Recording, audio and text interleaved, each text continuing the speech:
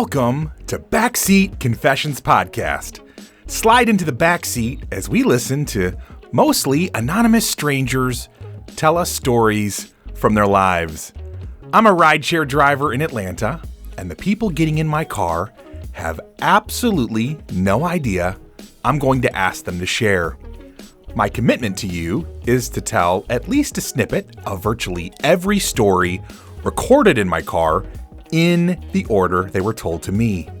My hope is that you laugh, cringe, cry, but mostly connect to these amazing people. You may find a piece of your own story or just feel more connected to the rest of us. Join us, won't you? So, hey, my new friend. This is an adult podcast. Themes and languages are definitely not suitable for everyone. Listener discretion is advised.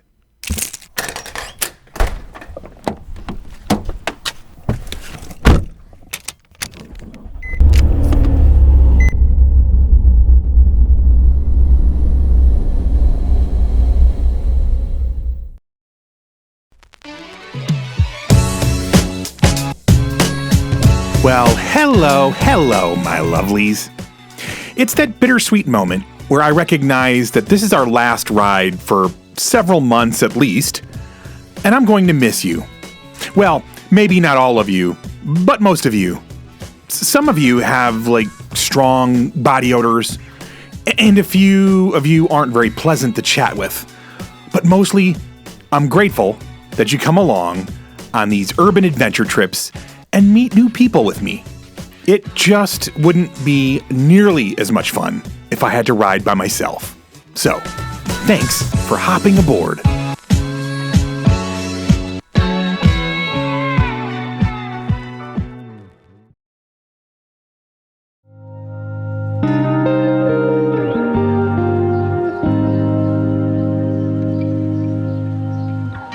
Our first rider today takes us right into an incredibly tragic moment in her life. There are just some things you can't really prepare for. Story number 167. Friday, February 26, 2021, 11:16 p.m.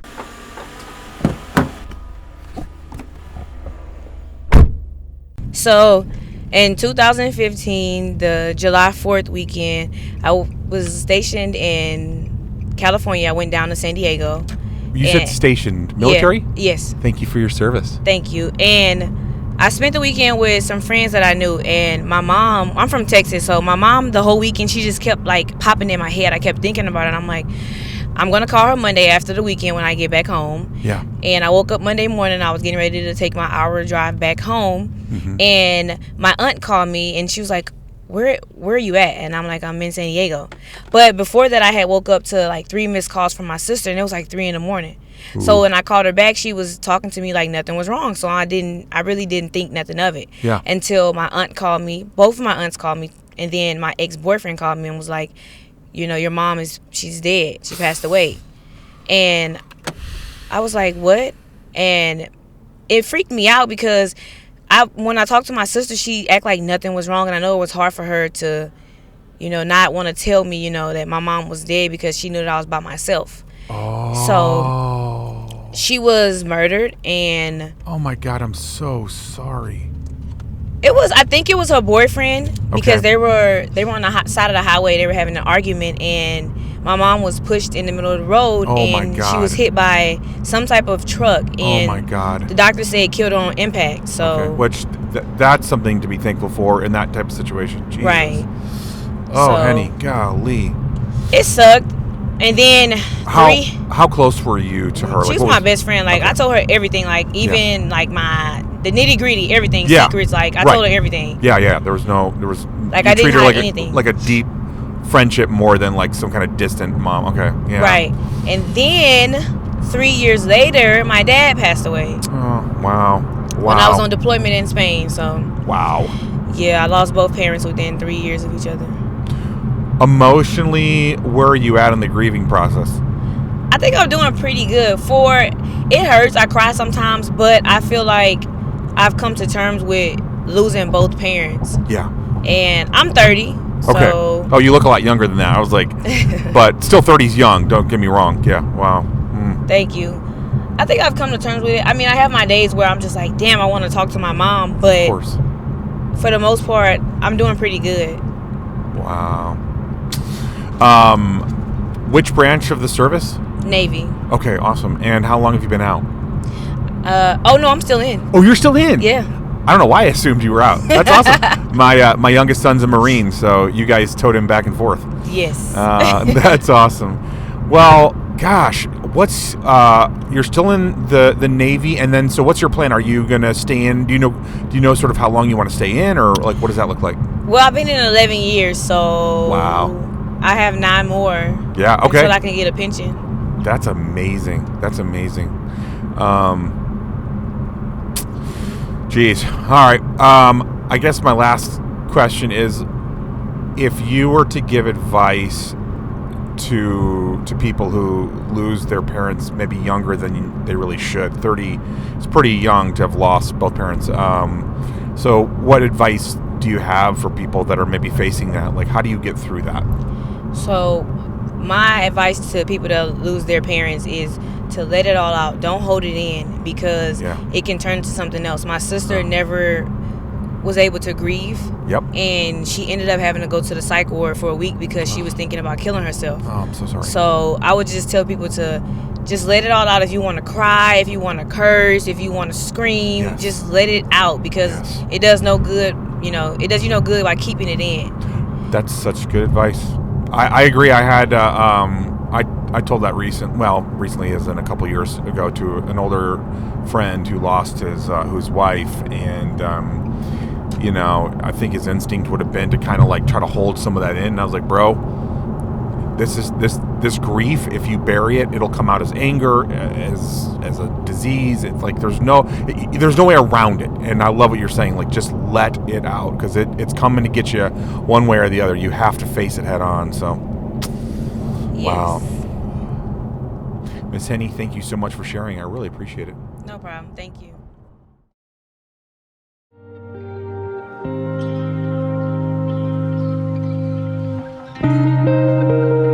Losing your parents while you're young, plus having to deal with your mom being murdered, is just too awful to imagine. I do think her advice on truly letting yourself grieve is important, though. Being able to express the grief and then come back to being okay and repeating that process is probably the healthiest way I know to move through this type of loss. Her attitude and outlook on life are inspiring, though, at the end of the day.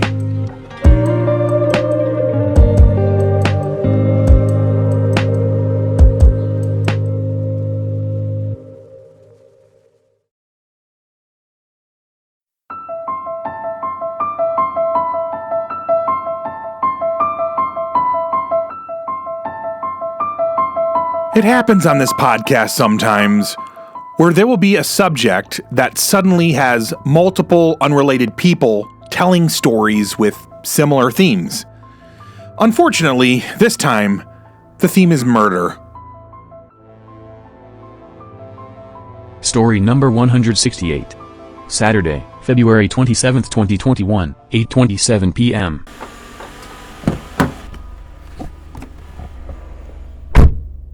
My story is a mix of the dream/tragedy. I became a police officer because my friend was murdered in 2007. Wow. The case was improperly handled, and so at this point I want to help make sure that sort of thing doesn't happen by handling similar situations better to help other people going forward. Absolutely. So help me out. Your friend who was murdered, which is horrific, and I'm so sorry, the mishandling, was it like just police incompetence, or was it something else? I mean, like, what is the specific thing that you're trying to correct?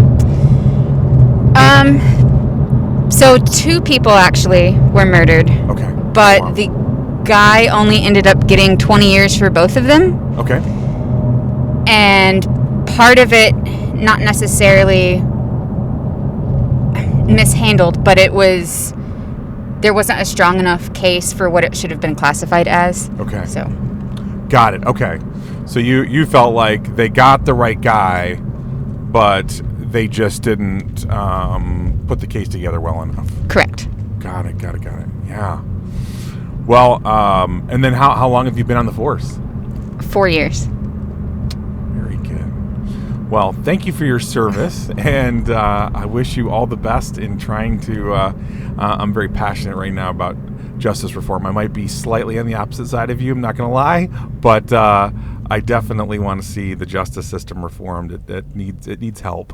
So I agree. Yeah, and having level-headed, good people in there is going to be a huge part of it. I mean, obviously, there's things that are over, structural, systemic things that have to be fixed too.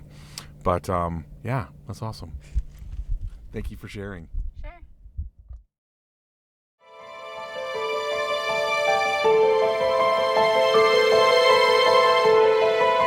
I didn't mean to make her feel awkward, but I probably did. I don't have a beef with individual police officers, especially bright and decent ones like this lady obviously was. I just so badly want to see the justice system do better, and police are part of that equation. Anyways, we all have tragedies that occur in our life, and they affect us in different ways. I completely understand and respect that her reaction to her loved one's murder trial not being handled in a way that she felt was adequate would cause her to want to join the system to make it better from the inside. That is a noble and worthwhile cause, and I believe that she is just the kind of person that we would want to become a police officer.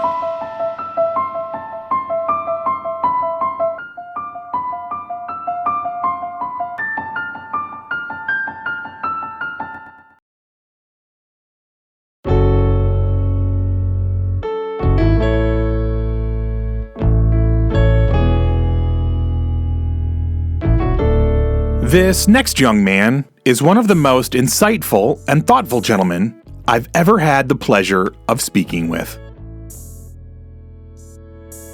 Story number 169. Saturday, February 27, 2021, 9:18 p.m.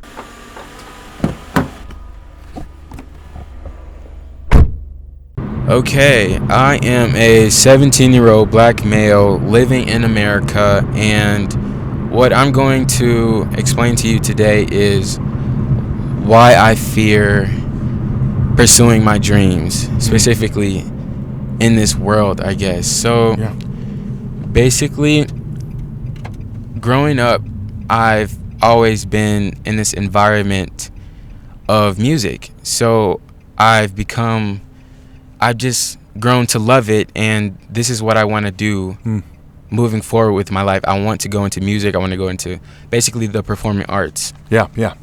But also while growing up, I'm hearing, I got involved with the internet and the media, and I start hearing these stories about the industry and people's just horrible experiences with the industry, and my young mind thinking, how could anyone possibly have a horrible experience pursuing their dreams? Right.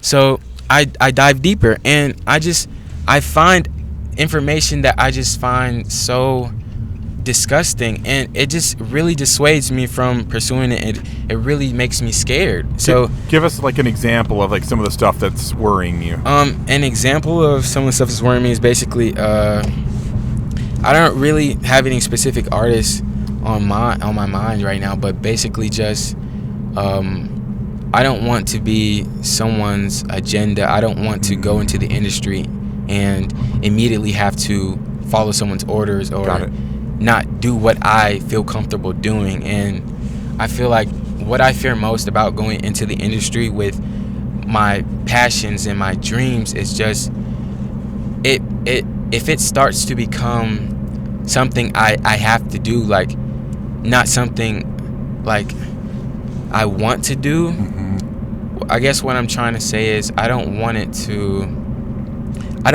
become like a work thing, like I'm sitting in an office for the next 50 years of my life just doing computer work that I hate. Right. And I guess that's the best way I could put it into words. So is that, would you say it's almost like you're concerned that the entertainment machine, whatever that is, essentially just wants to treat you like a product, make you do what it thinks you should do, Precisely. And you sort of lose your soul in it. Okay, that makes sense. Yeah. I'm scared that I'll get into the industry and I'll hate music. Wow, that would be horrifying. Specifically because they squeeze and they squeeze and they squeeze everything you have, and they're like, put more out now, this date, and do it just like this. And that's not what I want to do. I want to feel the music. I want to experience everything and put it into my music. I don't want someone to tell me what to write about and tell me how to write it and tell me how to sing it. No. I want to do what I want to do. So basically, that fear of just being controlled in an industry that's supposed to give you freedom and the creativity to do whatever you want, that's just dissuaded me a whole bunch. And it's made me want to, it's really just made me realize what I need to do. So I've decided that I just want to be independent. Yeah. And just do my own thing. Yeah. Make my own money. Well, and one thing I know, a big part of how they control you if they're a big label is they give you an advance, right? Yes. So they're like, okay, yes, you've got like maybe you by yourself build up to, let's say, 50,000 fans, but you're rising meteorically on whatever it's YouTube, whatever the medium is, and they're like, okay, hey, Mr. C, we're gonna throw you $1 million, and you could be like an 18, 19-year-old boy and be like, oh my God, $1 million will change my life, and then you become kind of their pawn at that point, because now you're contractually obligated to do whatever they tell you to do. Yep, that's how they lure them in. Yes, and and it's, God, I can't even imagine if you were somebody who was like, you know what, no one else in my family has a shot, I'm the only one, and someone's throwing all these dollars. So I love that you're thinking ahead, because dude, here's a cool thing. You are born at a time where you have more chance to be independent probably than at any other time in history in terms of releasing music, right? So you actually have a chance of truly being independent, which I think is amazing. Yeah, and what I think is so heartbreaking about how the industry makes these big promises to artists looking to move forward and help their family and everything. Yep. They just promise the money, but they don't tell them that you aren't getting the full amount. Right. And it sucks, because those artists, they're only thinking about their families, and they probably have the best intentions. Yep. And then the industry is just like, no, we just want the money that you're gonna bring in, and that's it. Yep. We want to squeeze you, and then when you're out of juice, we're just gonna move on. Of course. And that artist who has such big dreams and such big passions are now sitting on a shelf, broke. Yeah, and another thing that it really, really, I know, talking to several people that just have literally been riders with me in different entertainment sectors. There's almost no financial literacy unless you come from some kind of background that's common. Yeah. But most of the kids that I see, the young people that have hit, whether they've made tens, hundreds, thousands, or millions, no one's helping them manage their money. And without, like you said, without managing the money, they go out and buy like a bunch of drip, and then 2 years later they're broker than ever. And it's terrible, because they actually tasted money for half a minute, and now it's just like, ugh, yeah, it's brutal. Yeah, that's definitely it. One of the artists I really admire is Russ, because he really tries to help people out. He really tries to get these independent artists looking to go forward. He really tries to tell them about how cruel the industry is and what exactly you need to do to be successful in this field. So I really look up to him. I really appreciate him for doing that, because probably without him, I would have been oblivious to all of this. I would have been a victim just like everyone else. Wow. And could have gotten sucked in. Is it this one or the next one? The next one. Yeah. Man, dude. Well, you're very unusual for a young man your age to be both a creative, but then also to have sort of like this. I mean, I guess there's a lot of artists that they don't want to be under somebody's thumb, but you also have like this kind of like business sense about you too, and this calmness. I mean, honestly, I think you're going to do really well. What you're going to do.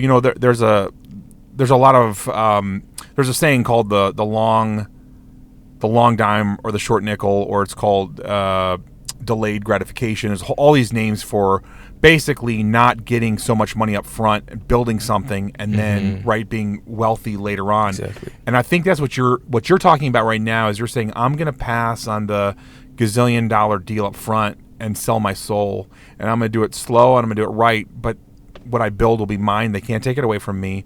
My money is my money. And dude, not only do I think that you have the ability, I believe in you. I really do. I have a sense that you've got that ahead of you, partly just because you're clear-headed enough at this stage in the game before you've really made any waves. And if you stick to that, you're going to be okay. Yeah, I really appreciate that. And I just really believe it's all about controlling your desire and just being patient. You can't just rush into anything that's right in front of you. You have to really study it and see if that's really what you want to do. And I guess it really, my background really plays a part in it, how I grew up, how I was raised, and all my horrible experiences that I went through that really played a part. But I feel like just because you had a bad childhood, that can really build a person, or that can really tear a person down. I really feel like it all matters on where you want to see yourself in the next 10 or 15, 50 years. And really, I don't want to see myself in 10, 15 years crying about what happened to me as a child. Yeah. Like, no, everyone goes through stuff. Yes. Get over it. Yes. What can I ask you, because I mean, I've had my own weird life, and an incredible amount of challenge in 2020 was such a hard year. So what if you were talking to someone who is going through or has been through some really hard things, especially as it relates to childhood?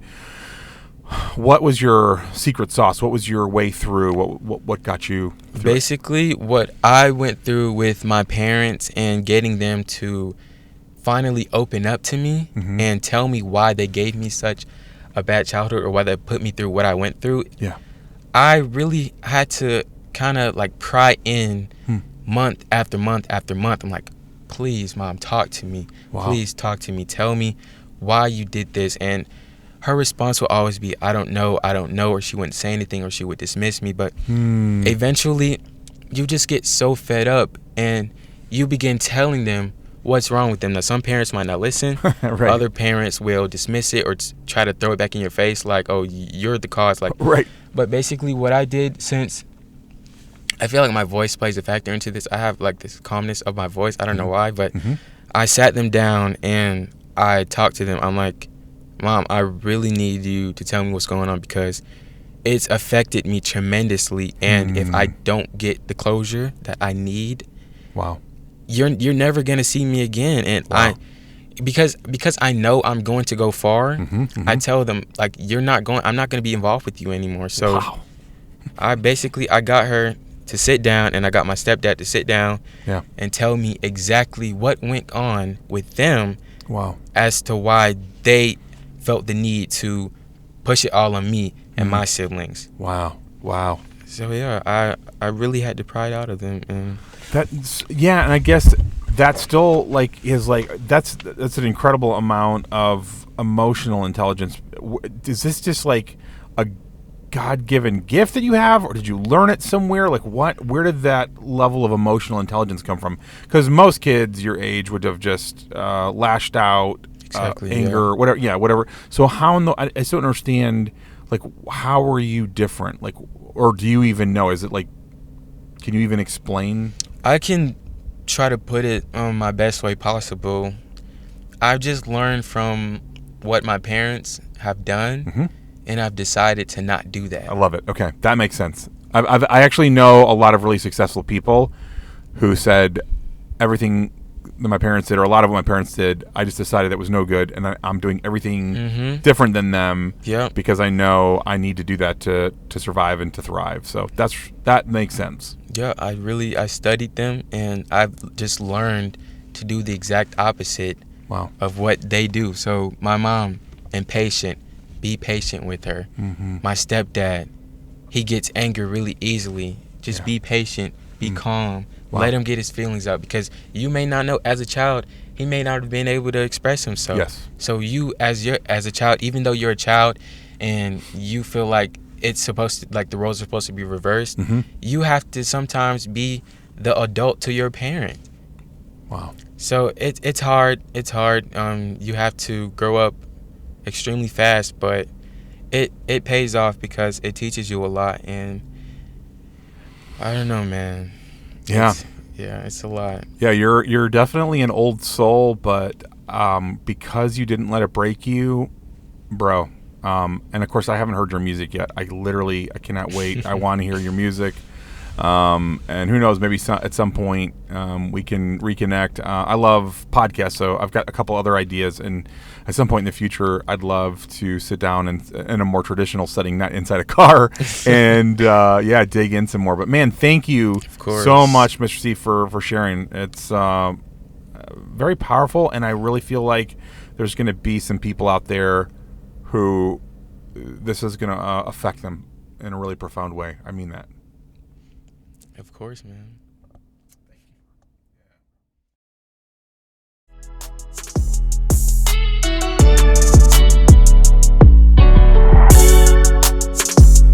So much to learn from this young man on the business front, if you're a creator or entrepreneur of any kind, and also on the emotional intelligence side. I just don't know of very many other young people who, with such kindness and clarity, would have been able to both confront his parents in a loving way and also see why they are broken in the ways that they are. I hope and pray he becomes a financial success, if for no other reason than to give him a larger platform to continue to share his heart with us.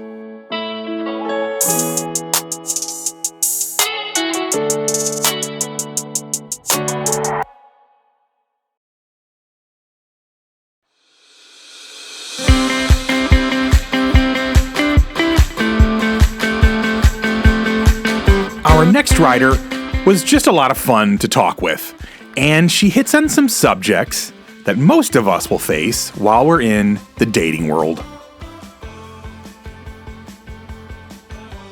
Story number 170. Saturday, February 27, 2021, 11:53 p.m.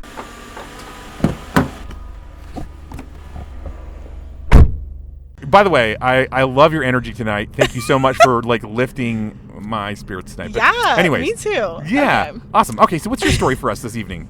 Okay, so you inspired me. I'm going to talk about my crush at this moment. Okay. And I normally am a serial monogamist. Okay, and so this is my first time being single in 6 years. Oh, wow. So I have been kind of on a crazy streak. Okay. And there's this guy that I've been kind of seeing. I don't know, seeing's kind of a rough word. Kind of hooking up with this guy, right? Right, there you go. And he's really good in bed. Okay.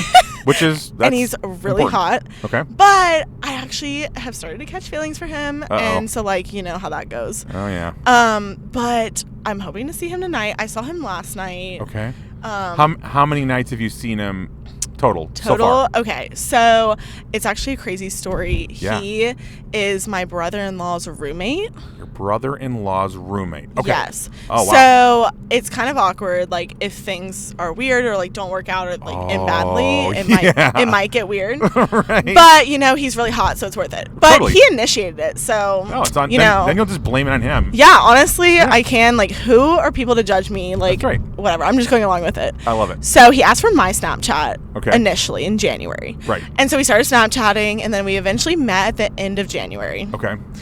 And so we met, and like he came back to my apartment, and we like hit it off. Like we hung out for a long time and like talked. And it's not like he's a rando, because he's friends with my brother-in-law. I've known him for 9 years, like my brother-in-law.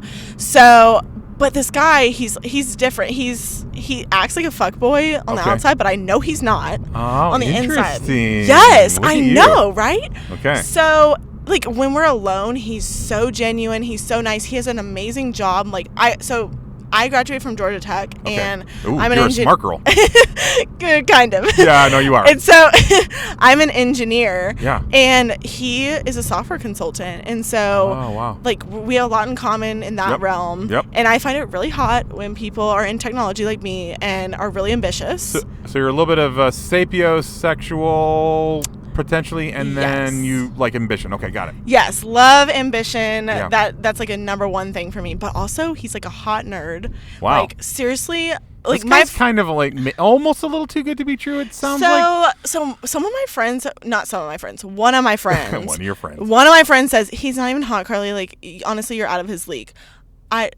But you are gorgeous. Well, like that's not me trying to be nice. Like you're beautiful. Thank you. And if you're in the world of nerds, yeah, you're gonna have to like brains more than beauty, right? That's yes. In general. I mean, but he's so hot in my opinion, and maybe it's because he's good in bed, but I don't know. Hey, so that goes a long way. Hey, there's a lot of guys who do not care enough to try, and then really at some point it's like no matter how good looking you are, if you're a dud in bed, then really, I mean, it's the same for women, right? Exactly. Yeah. Like, you're not attractive anymore. No. And I don't know. Honestly, the chemistry is a lot to me. Yeah. So we have a lot in common, I think, and a lot of chemistry. And honestly, I think like my 10th grade self is living out my fantasy of being with a popular guy, because I know he was the popular guy in high school. Oh, really? It's funny. Yeah. He actually went to high school with my roommate.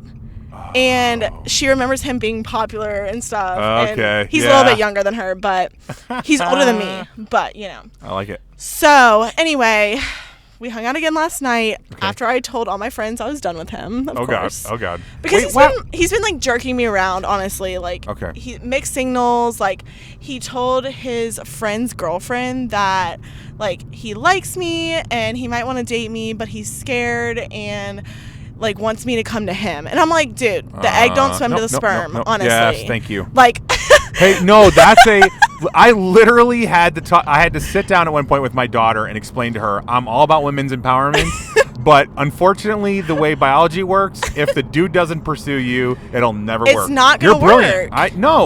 This is good stuff. Yes. Okay. Thank you. Yes. But like I need to follow my own advice, because here I am. I'm like over here last night, like come to the Battery, like we're going to the Battery, and he's like, no, I'm going here. And then of course he double Snapchats me and is like, oh, I'm in Alpharetta, and then he's like, it's boring here, I'll come to the Battery. And then he texts me and is like, I'll come to the Battery if you're down. Like, don't say if you're down. Like man up. Yeah, like man up. Like say I'm coming. So anyway, he came and we had an amazing time. Right. And we talked about a lot of stuff that we hadn't talked about before, like, you know, my past relationships and just like deeper stuff than we had before. Yeah. And so it was good to actually have those conversations with him, because I felt like before I was just like a booty call. Right. And at the end of the night, I was like, dude, why do you only ask me to hang out after 10 p.m.? And I was just like super sassy about it, obviously. Right. Yeah. And he's like, what are you talking about? Like, no, I don't. And I was like, yes, you do. Like, literally, whenever you're drunk, you ask me. Like, last weekend, he literally at 1 a.m. was like, hey, where are you? And I was like at this bar. And he was like, come over. Like, how more cliche can you get? Yeah. Honestly. You're right. I don't know. Yeah. So, gosh. It's very like a mixed feelings thing, because like to people on the outside looking in, I feel like maybe they would think like, okay, you're so naive. Obviously, he's just like a fuck boy. Like he's just trying to get in your pants. Right. But he said all that stuff about, wanting to date me and like being scared. And honestly, he's been burned a lot by girls in the past. Like he's been cheated on. He's been like walked out on, like when he lived with someone for 6 years. Like, okay. Yeah. Okay. Yeah. Okay. I was like, and you have it's different than if this was a Tinder swipe. Yeah. And you have no context. At least you have some context with this guy. Exactly. Because, normally going on, if you didn't have all that and it was just going off what was going on, it would be like, ding ding girl, this guy is right. Yeah, he's telling. Yeah. And I will. Here's my general piece of advice on guys. Okay. Is because we're so much less complicated than you guys are. Whereas a girl, you could literally puzzle for hours trying to figure out exactly where her head's at on something if she's not being straightforward. Guys generally let you know by their actions how they really feel. So they can tell you whatever they want, but how they act is generally how I feel. There are exceptions to this. If he recently got out of a string of bad relationships and he's super burned and he really doesn't want to get into a relationship, but then he's like, shit, this girl's like, beautiful and could be awesome. Aww. Like he's like, whatever. That could be an exception. But in general, you got to keep in mind how the guy acts is how he feels, no matter what he's telling you. Actions speak louder than words. Yeah, for dudes, it's very, very, very much that way. Not as much for chicks, maybe, but definitely for dudes. So, anyways. I've been playing a lot of games recently. So I've been on TikTok a lot. Okay, and researching like how to play hard to get, how to make them obsessed with you. Oh my because like I'm God. obsessed with him, and I'm like, no. Like I can't keep feeling like this because like he needs to be obsessed with me, and it works. Yeah. Like I ignored him yesterday, and of course he texts me, and I'm like. Of course. Like, no, it's true. Always works. Foolproof. Yeah, it does. Well, and I spent a huge chunk of my life in sales, and it's so sad.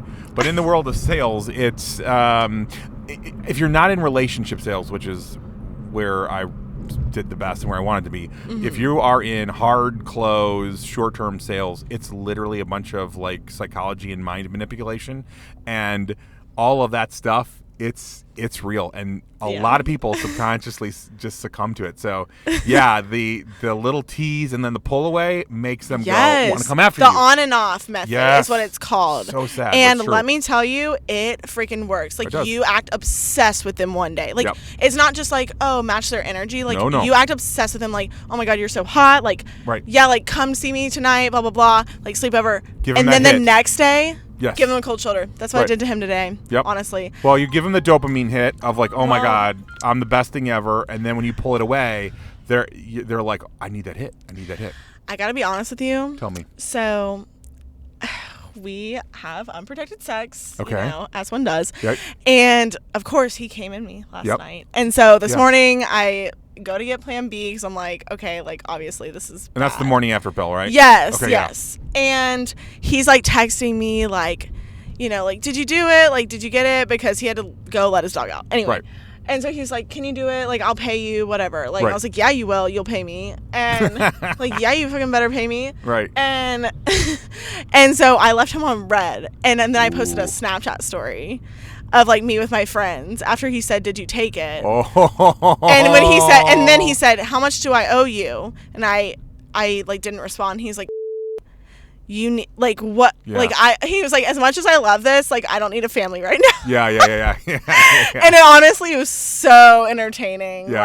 So entertaining. Oh yeah, you could almost feel his poor little the heart. Panic. The panic. It's so real. Honestly, and I felt so mean because I was like, that's really bad. Like obviously, I'm not a psycho. Like I'm gonna do it. No, like, yeah. But it's still honestly, I could trap him so easily. Like what an idiot. Honestly. Yeah. I'm like, okay, I really like him, but like, and you're smart, dude. But like, why would you do that? You're an idiot. Yeah. I could be crazy. Yeah. Well, it's heat of the moment, man. When you're I don't know how it is for a woman, but when you're in the heat of the moment as a guy, your brain pretty much dissolves. No, honestly, I was like, it's fine, do it. Yeah, you're good. Yeah. No, I know. For both men and women, I think we kind of lose our marbles. Then we're like, oh, we made a baby. Oh no. Yeah, like oh no, like it was worth it. Like, yeah. No, it wasn't. But like in the moment, right? Like in the morning, I was like, oh my God, we're so dumb. Why did we do that? Right. Like. There's actually, and I wish I could remember, there's amazing neuroscience research on what happens in those moments.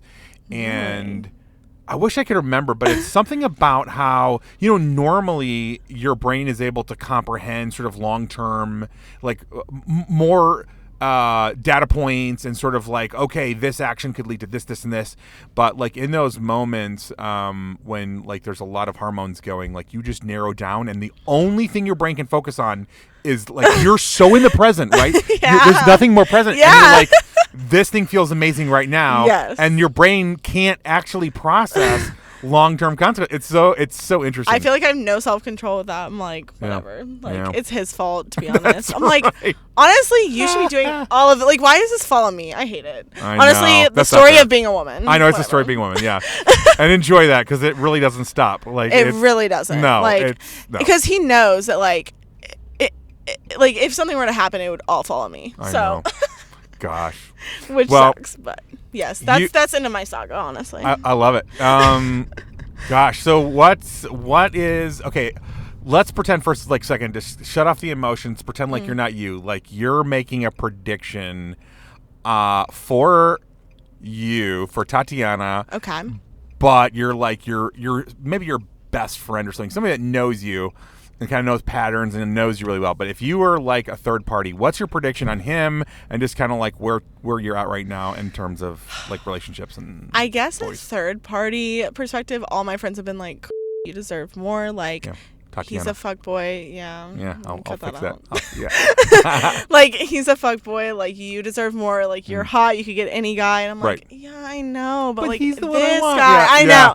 And maybe, like, nothing is like my friend asked me, like, what's so special about him? Like, what do you like about him? And I could say some things, but I don't know what it is. It's an intangible thing that I like about him. You know what, though? So. I will tell you this, and only because I feel like he's a little bit of a known quantity. I would never normally do this, but I wonder, if you kind of pull back and let him pursue you, and if he actually decides, like, you know what, I actually really do like this girl, and I'm going to quit being an idiot and yada yada, like... That's the goal. I need to pull back and let him pursue me. Yeah. You're right. It's so true. Like, literally, my daughter was like, she went through a stage where she was like, I'm just going to be really honest with guys about my feelings, like right up front. And I'm like, nope, it's not going to work. I was, and you got to play the games. And there's just, if we don't pursue as a guy, we won't be into it. We won't respect you. We won't really, we won't want you. If you give them everything up front, like, no. Well, and it's not, I know what you're saying as far as, it's not even so much about whether you have sex early on or not. I don't think. It's much more about feminine energy attracts, male energy pursues. And when you mess with that and the female starts pursuing, first on a short-term basis, men have no defense, especially if you're beautiful.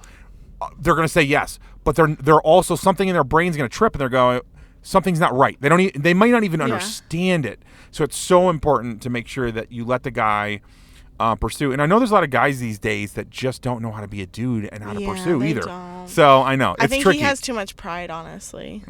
But his ego through the roof. Jeez. Well, Tatiana, you are amazing. Thank you so much for livening up this night.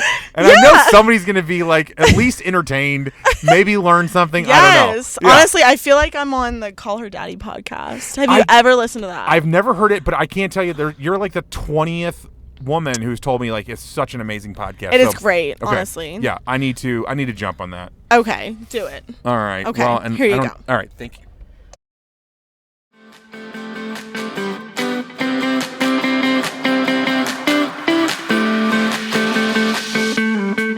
She was such a delight to chat with. And not too much to add to all of this, other than to say that I don't really like the idea of playing games with people. But I really do understand why folks feel like they have to. It's one thing to learn about psychology and follow some basic rules of the road based on our biology, but it does kind of feel yuck to manipulate someone. So that would be my only note of encouragement, is to find that fine line and stay on the right side of it.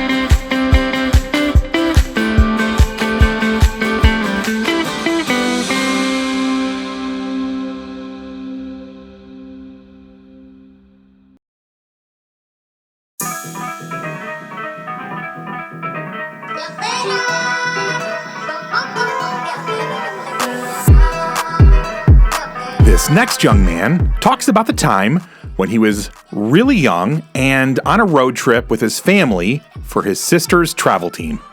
He really looked up to her and decided that he wanted the same kind of candy she had. Story number 171. Sunday, February 28, 2021, 12:22 a.m.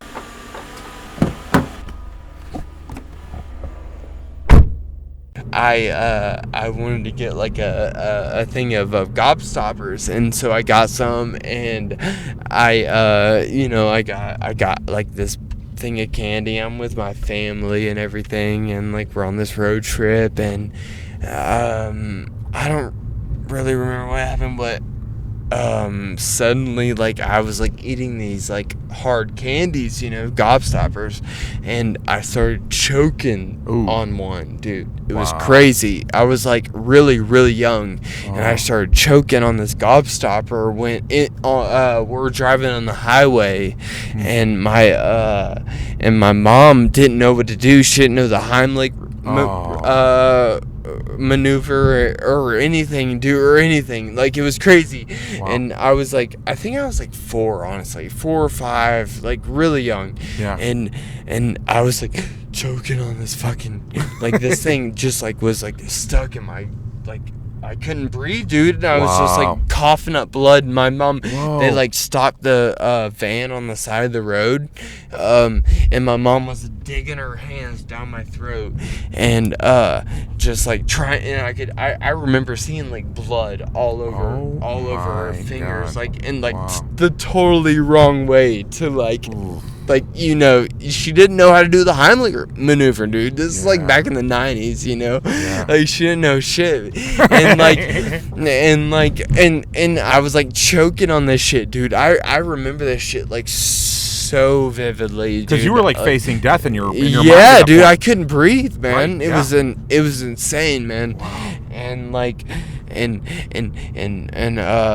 like they like pushed all this shit out the car, like we were on the side of the like highway, and she like pushed like the cooler out the car, and like she was like digging her fingers down my throat, and there was all this blood. I remember seeing blood on her fingers and stuff, and like nuts, dude. And then all of a sudden I could just like breathe again, and I don't know what happened, if she got it out or if it went all the way down. I'm not sure what happened, but luckily, dude, like I like came through, and like I don't know what happened, if the gobstopper went down or if she got it out or what, dude. But man, yeah, dude, that literally could have been the end of Chase right there, like for real. Yeah, man, it was nuts. It was nuts. Yeah, so it's crazy that you can still remember it so clearly, so many years later. Wow. Well, Chase, thank you so much for sharing your story, man. And we're all glad that you survived your gobstopper episode. Gobstopper, yes, sir. Yeah, Take care, man. Me too, man.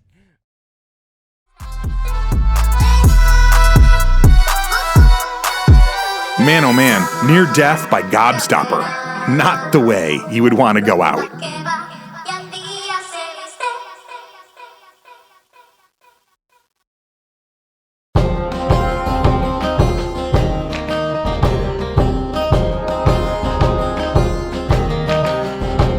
Our final ride of this episode, and also season 2 as it happens, is a good one to go out on.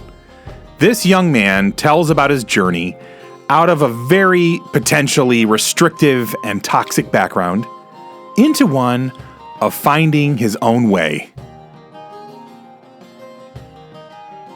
Story number 172. Sunday, February 28, 2021, 12:54 a.m.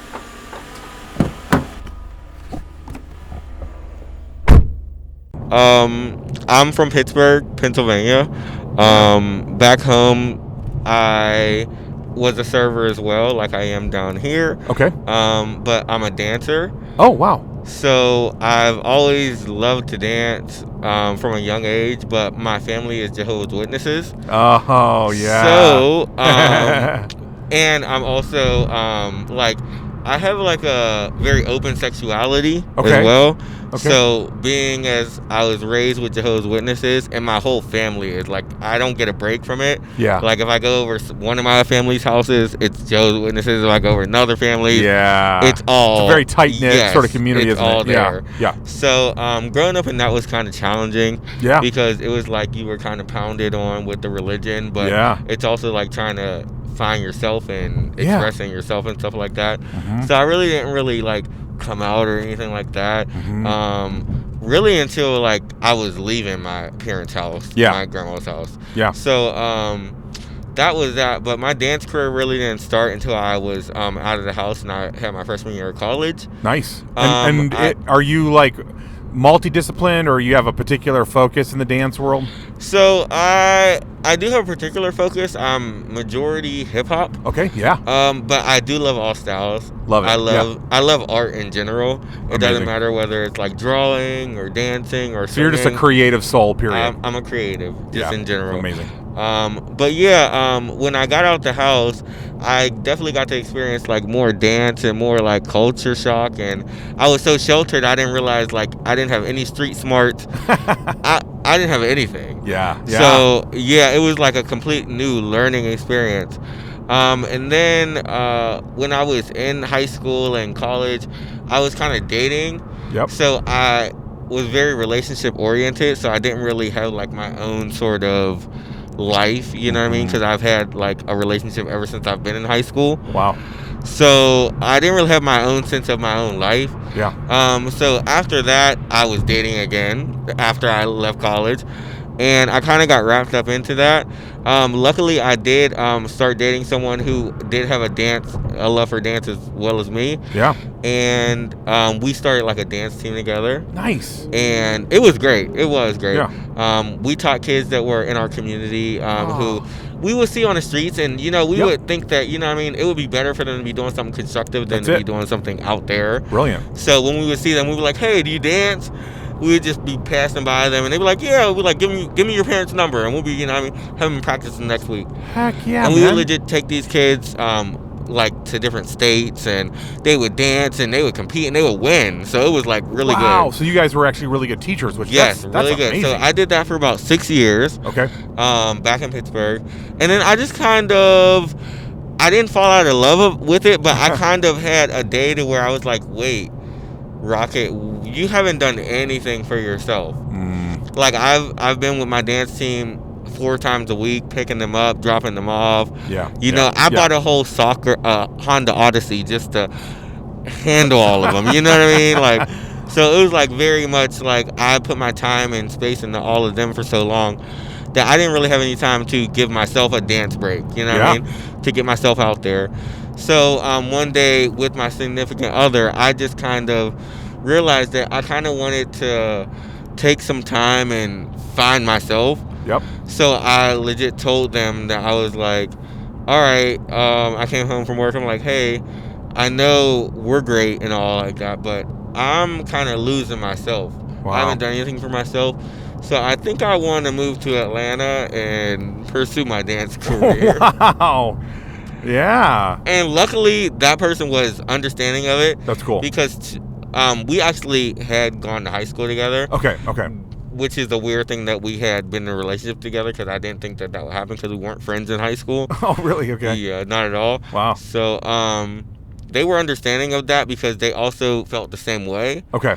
So you didn't like leave them heartbroken? No, not at all. So I was like, hey, let's use this time, to get our stuff together. I'm going to move to Atlanta. I'm going to try to get my dance popping, and get out there, and you can do what you need to do. Yeah. This person also moved to Atlanta, but they decided that it wasn't great for them, so they moved back home. Okay. Because they're very family oriented. Yeah. So they can't miss out on that. I assume was he also a Jehovah's Witness? No, not at all. Really? Okay. Yes. Oh, interesting. Okay. So just strong family, but not necessarily part of the. Just very, very strong family. Okay. And I don't have a very strong family tie because of the Jehovah's Witness aspect of it. Oh, okay. So have they sort of cut you off, or is it more just like, hey, we just don't have a strong tie? Well, with our religion, that's like one of the big no-nos. So it's like there's nothing really that I can explain to them Yeah. and try to make Yeah, them no, see no. that's going to make them understand or Yeah, accept it. So of there's course. no acceptance whatsoever. No, of it, yeah, no, yeah. you know? I'm very aware. And, I was raised. I can only respect it because that's their religion and Absolutely. that's what they want to do. No, for sure. I mean, and I don't respect it at the same time because No, I know. family is family no matter what. You know what I mean? Yeah. It's tricky. But I mean, I'm an adult now, so I've come to realize that I got it. yeah. Yeah. So I legit after I told my significant other that. Maybe a month later, I moved to Atlanta. Yeah. Wow. Good for and you, I've been though. down here ever since, and I luckily got a job like my first day moving. Wow, look down at you. here, I went out there and I got a job. Yep. And I've been dancing ever since. Oh, dude, that's really cool, Rocket. And I honestly feel like Atlanta's the spot for me. I can see that. Atlanta, I tell people, it's one of the most gritty, creative cities you'll ever be in. It's just this weird mix of it's like Hollywood meets Nashville R&B, right? New York.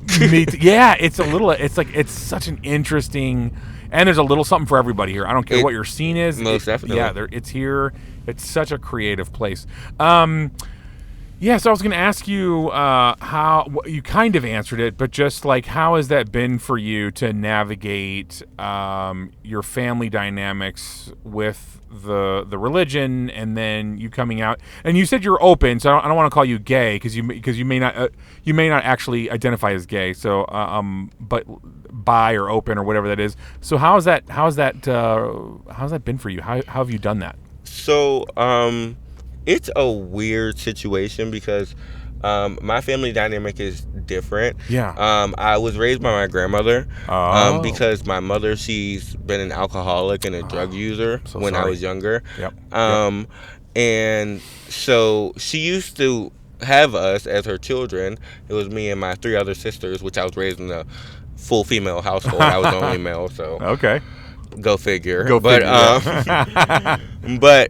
with that, it's kind of difficult because my mother is she's always going through it. Yeah. And okay, so she's still an addict to this day. Yeah, and she still does like weird things that I don't understand because like she's grown, and I feel like she shouldn't have to do things she does if she doesn't want to and if she has the help. Yeah. But she still reverts to doing the same things. Wow. So it's like I don't know how to help from that point. For sure. Yeah.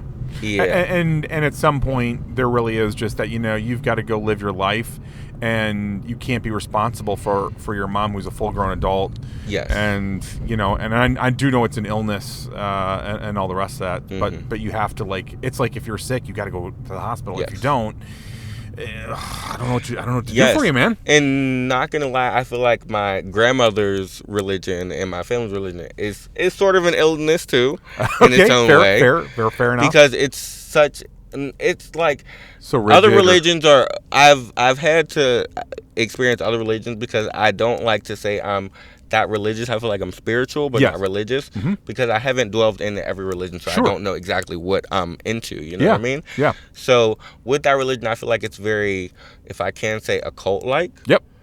It has strict boundaries and rules, and if you don't stick to those rules, you're denounced. And such. Yep. Which is one of the things that cults typically do is it's like it's an us versus them. You're either in or you're out. Yeah. And when you're raised there at a young age, it's kind of like being brainwashed into that system of systematic thinking and doing. So it's kind of hard to communicate with my family. I don't communicate with my family. So I think my real question, I realize, I'm sorry, I got distracted by all this traffic, but I think my real question then is, like, how have you navigated that emotionally? Because I get that it's just, not to get into my story, but I was raised in a cult as well, so I understand way more than you probably would have known without me saying that. But, like, how have you navigated, like, not feeling less than or not feeling rejected or, all that stuff, So back when I was younger, I definitely dealt with like my feelings to myself. Like I'm not gonna lie, I would be like come in my room and I would cry myself to sleep and stuff like that. Okay. But at one point, I decided that I was the man in my household. Wow. And it was my own reckoning. Look at that. And I just kind of got numb. Was your dad not around? No, my dad wasn't okay. around. Yeah. And when he was around, it was very like systematic. Like it was like every once a year. Oh, okay. Yeah. No, he wasn't really. And then when he found out that I was so open with my sexuality, mm-hmm. he called me and he was like reading Bible verses to me and stuff like that. And I kind of just wasn't the situation. Mm-hmm. So it was just kind of like a disappointment in him. Yep. But it was kind of like, bro, you haven't been around. You haven't, so I don't yeah, know you don't what get you're you don't get a disappointed chance in. to chime in now. Yes, exactly. A gazillion years after. It kind of was that. So I kind of honestly have gotten numb to a lot of emotion. Yep. I haven't cried in maybe 13 years. Dude, I'm so sorry. And it's weird because... How can you be such a creative, deep feeler of a person and not cry? I don't understand that. And it's weird because I've just had a creative visual in dance where I was depicting like homelessness. Yeah. And it was honestly honoring my mom. Wow. Because she panhandles on the street. Okay. And she does it to this day, and she doesn't need to. She lives in a house. Right. No. Okay. Like, yeah. she lives... Yeah. You know what I mean? And yeah. Yeah, so it just kind of like... Yeah. It messes with me because it's like I don't understand it. Yeah. But I understand it's a mental illness. It is. So like every time I think of my visual, I get choked up. I'm not gonna lie, and I've honestly cried thinking about it because I think about my mother, and then I cry, but then I don't know why I cry. But then I kind of figure maybe it's because of the emotion of wanting to have a relationship and not having it. Of course, yeah, absolutely, and your lost childhood. There's so much in there. That's intense. Yeah, and now that I'm in Atlanta, there's like it's not like a going back. There's no going backwards for me. You know what I mean? No, for sure. But I will say I'll encourage you. You can't force this stuff, but when it comes, don't fight it. One of the things I learned about grief is if you don't face it head on, you'll drown in something else. It could be anger, it could be a sickness, it could be 1,000 things. But grief, it when it comes, there's no stopping it. You can, and if you don't cry and you don't just like sort of let it out that way, like I said, usually the stuff that you get instead of just crying through it is pretty bad stuff. So yeah, I would highly encourage you just to roll with it when those waves of grief come. Yeah, because even now, like my sister lives down here. Yeah. And when I go through things in my life that are like troublesome or I don't know what the next move is, I completely like shut down from everybody. Wow. So like you probably won't hear from me for 2 months. Wow. Like, until I recover from that situation. I legit won't talk to anybody or anything like that. Wow. And I'm trying to get like through that and past that. Yeah. But it's still a occurring thing. Have you sought out counseling by chance? No, Okay. No. Okay. And I say that because I know I have some black friends who do get counseling, and they've told me that in the black community there's a stigma against it, and especially if you were raised conservatively like I was, there might be like you might be carrying some stigmas about counseling, but you might find that really helpful. I understand. Even I feel like in the black community, we stigmatize a lot of things. Right. My grandmother, I have like wisdom teeth, and when I went to the dentist and the dentist told me I had 4 wisdom teeth, and I came home and told my grandmother, and showed her paperwork, she said, "Oh, you're doing too much. You don't need to get your wisdom teeth pulled out." You know what I mean? Like they make it seem like it's, you know what I mean, like it's doing too much all the time, and it's really not. We really need it, but it's okay. Right. Yeah. Well, I know we're here now, but man, thank you so much for just opening up and sharing. No problem. Yeah, I connect your story in a lot of ways. No problem. Really, I probably have told you more than I've told anybody in Atlanta so far. Dude, you know what? That makes seriously from the point of view of this project, I didn't know that was part of why I feel like I was supposed to do this project, but I've realized that there are people who tell me things where like, I don't really talk about this ever. Yeah. And so to anyone. I love to get an open anonymous, you yes. know what I mean, just voice and ear. It's been really good, no lie. Thank you for that, man. That means that really, to me personally, it means a lot. But thank you, Rocket. You're an amazing guy. No problem. I appreciate you.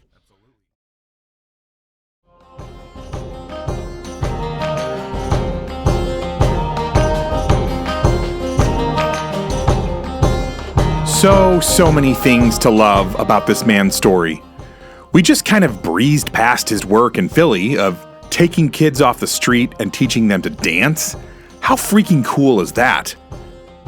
But the bigger story is one of finding himself and deciding who he wanted to be, while at the same time struggling to understand why the people closest to him were just not supportive of him at all.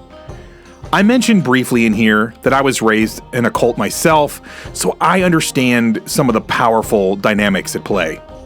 Also, as a Christian, I know that we have a long ways to go in working out how to talk about and live with the people in the LGBTQ+ community.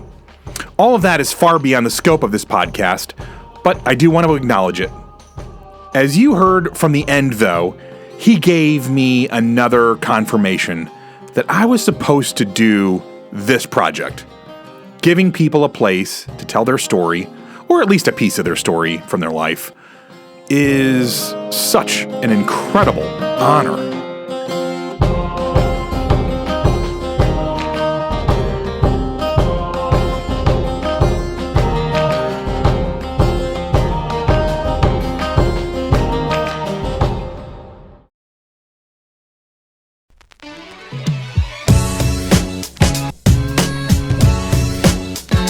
Oh man, it's that time again. Time to close out another season and say goodbye for a little while. This final episode was on the heavier side. 2 stories involving murder, and most of the others were about people finding their way through the complexities of life. There's no easy button you get to hit along the way. But there is this sneaky thing called hope, and I'm hoping you picked up on it. In every story, there was light at the end of the tunnel. So that's what I want to leave all of you with while BCP goes on hiatus for a while. Don't let the flame of hope go out in your heart. If you're a person of faith, I pray you connect more deeply to the divine and to true love. If you consider yourself to be spiritual, but not connected to any particular faith tradition, I pray you find your path to deeper connection to what is beyond you and also to true love. But most of all, please never give up on hope. However you find it, wherever you get it, guard it like a flicker of flame in a cold, damp forest that you need just for survival. Because you do. One of my favorite spiritual leaders defines hope as the joyful expectancy of a good end. I like that. Okay, sayonara until we meet again, my friends.